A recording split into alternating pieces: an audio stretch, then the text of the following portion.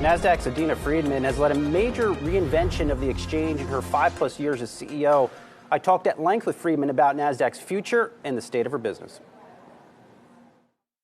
I really need to start with the team, and I'm serious. We have the most amazing team in our listings business. I mean, first of all, they're long tenured, they're super dedicated to the clients, and they're very, very focused. These are like super competitive. It's a very competitive process. It is super competitive. But really, that team, I mean, Nelson and his team just do a spectacular job. But the second thing is, we've spent over a decade building up capabilities and services to support companies throughout their life cycle.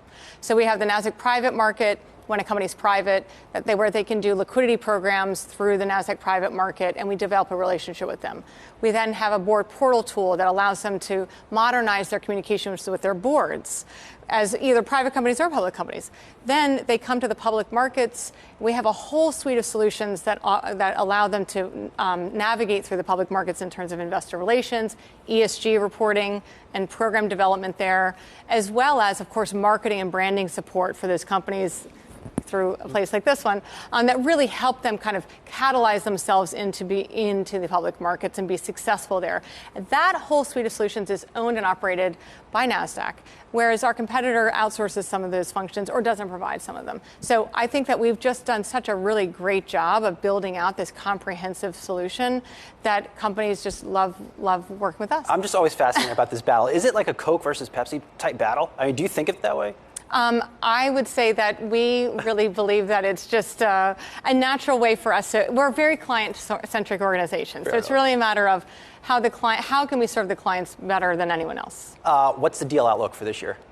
IPO. Yeah, so in terms of IPOs, the pipeline of companies wanting to go public is extremely strong. And it's as strong, if not stronger, than it was last year. If you look at the S1s on file that have chosen to come to Nasdaq, actually that number is twice as large in January as it was January of last year. And last year we had 750 IPOs. But at the same time, the market needs to be open and available to them, and investors need to be excited to take risk. And right now, the political and economic environment is more uncertain. So even though the pipeline's strong, a lot of companies are waiting until the second quarter to consider coming to the public markets. All right, last set of questions here. We like to do a little short around the horn when we do these interviews. First up, you said your dad finished the last 10 of his careers, and I just remember this from the last time we talked. Last 10 years of his career as Chief Investment Officer at T. Rowe Price, right? That's correct. Best advice he ever gave you? Investment advice. Oh, stick to the fundamentals. It's all about the fundamentals. Companies always revert to the fundamentals. Biggest or most challenging day of the past 2.5 years? Oh, wow. Well, there have been a few. I think that I don't have one day that really sticks out, but you always have change. Whenever you have a big change, it could be a change in management, it could be an acquisition that you've made a decision around, it could be anything where you have a big change. Those are the days that really stick in your mind. Are you still doing taekwondo?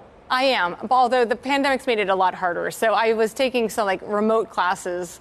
I've been doing a lot of practice, but I'm waiting a little longer to get back into the studio. You're modest. You're a black belt, right? I am, yes. And are you still flying planes? You have a private pilot's license. I did. So I got my private pilot's license when I was in my 20s, and then life took over, made it very hard to keep that up. There's actually a requirement that you have to fly a certain amount of time, over all the time.